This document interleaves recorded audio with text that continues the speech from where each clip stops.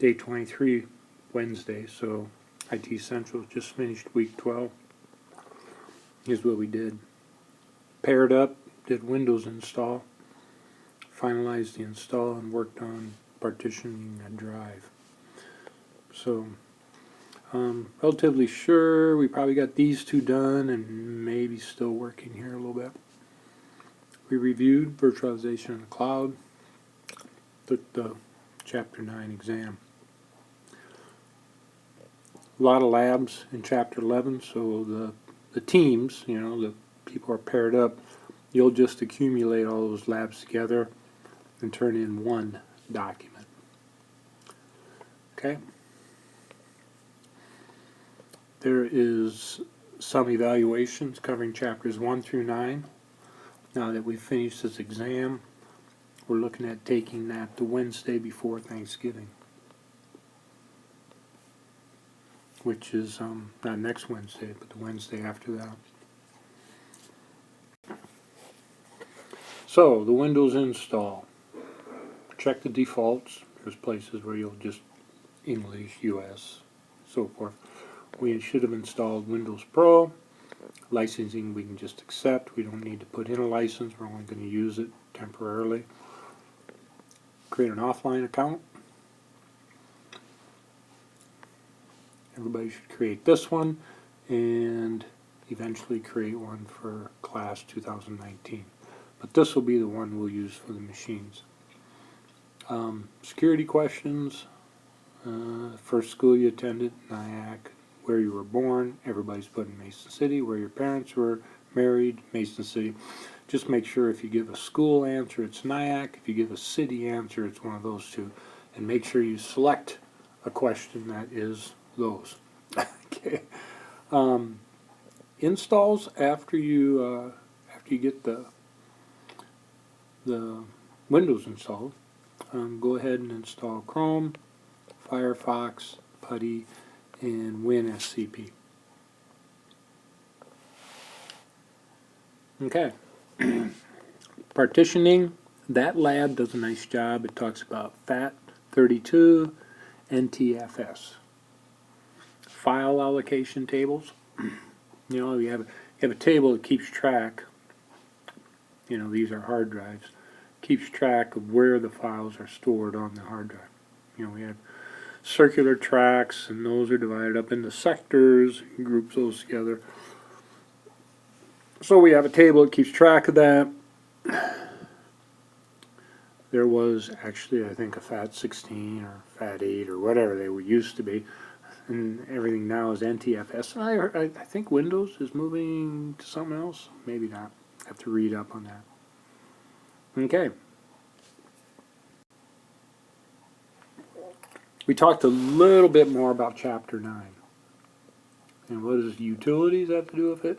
Well, the same way we have utilities in a city for water, we pay utilities for water,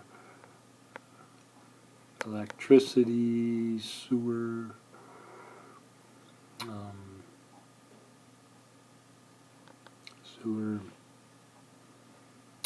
gas, preheating. So we have all these utilities, and we do that because it's more efficient for to have the city take care of those and so forth. And IT like this is kind of the same idea. Okay, I'm trying to give you an analogy here.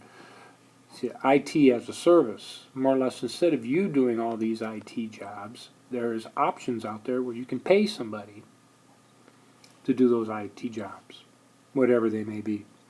And they could be something fairly simple for a small business or something more advanced. Okay? Now, this is a government organization where they just define these three mainly. Infrastructure as a service, platform as a service, software as a service. And then we looked at a chart that kind of divided these out. Gave us a good view of that. And so we talked about, as a small business or a big business, as you start thinking about what are all the costs to have a data center, you got to have the actual equipment, the servers, so forth. You got to have people to maintain it. And then you have to worry about the security of it. And, I mean, you got the physical part of it. You've got the software part of it. Then you got concerns for security.